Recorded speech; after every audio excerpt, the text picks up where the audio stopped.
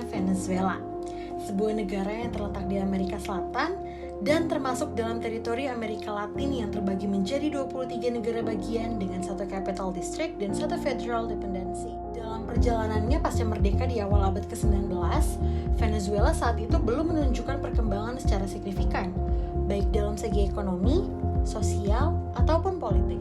Setelah itu, Venezuela mengadopsi suatu sistem demokrasi liberal multipartai yang dapat dilihat dari adanya beberapa partai besar yang mendominasi dalam pemilihan umum di Venezuela.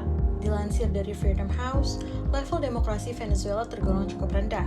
Venezuela hanya memiliki freedom score senilai 14 dari 100 poin, di mana political rights Venezuela hanya mencapai angka 1 dari 40 poin, dan 13 poin dari total 60 poin dalam kategori civil liberties. Perolehan skor ini didapatkan Venezuela atas keputusan pihak berwenangnya yang telah menutup hampir seluruh kesempatan masyarakat dan pihak oposisi dalam menyalurkan perbedaan pendapat politik. Seperti contohnya yang terjadi di tahun 2018 saat pemilihan presiden.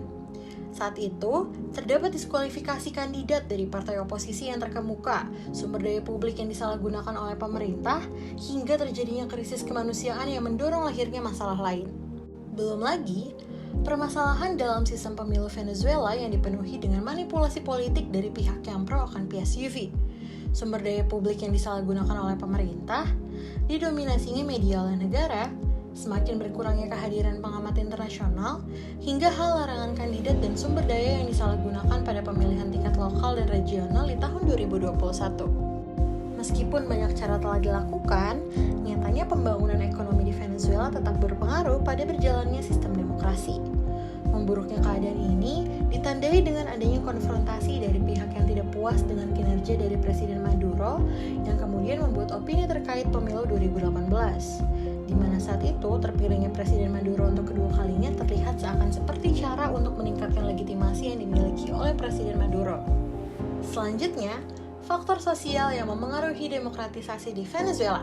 Faktor ini dapat dilihat dari sedikitnya kesempatan bagi etnis, minoritas, dan kelompok lainnya dalam melawan dominasi politik PSUV, yang mana fakta-fakta ini dapat terlihat dari bagaimana Venezuela bahkan masih berjuang dalam menempatkan penduduk aslinya untuk terwakili dalam politik maupun ekonomi.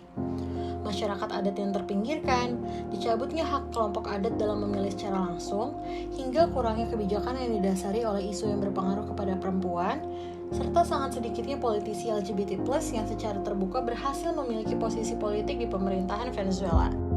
Gerakan sipil Venezuela seringkali masih mengalami gangguan, ancaman, hingga sanksi hukum atas upayanya dalam berdemokrasi. Dan sayangnya, wartawan Venezuela bahkan harus menghadapi begitu besarnya risiko untuk ditangkap dan mengalami kekerasan fisik, dan media nasional seringkali hanya berfokus pada liputan yang dianggap menguntungkan pemerintah saja. Oleh karena itu, dapat dianalisa bahwa demokratisasi Venezuela memanglah masih berada dalam tahap yang belum sempurna dan masih perlu dibenahi secara lebih lanjut.